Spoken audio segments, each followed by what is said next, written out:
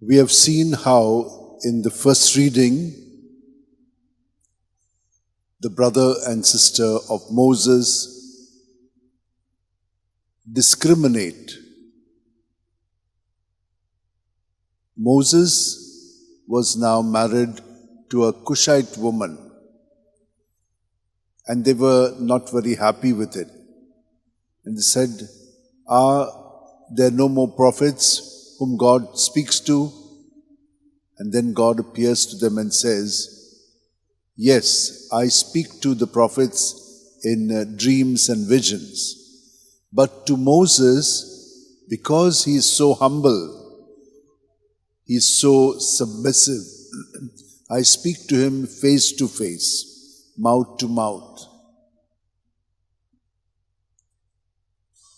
And then he shows them that this should not have happened.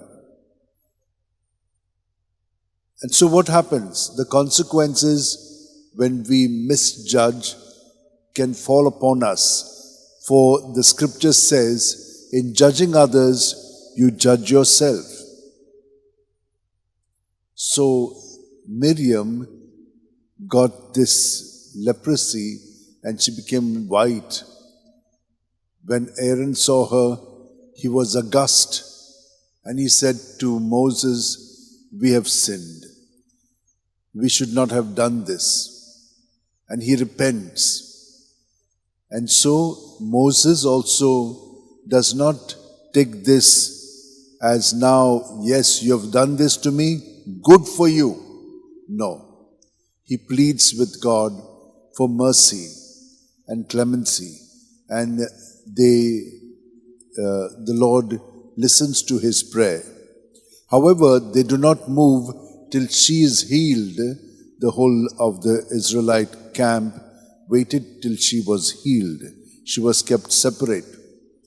Now, my dear sisters and brothers, God has always his plans for us.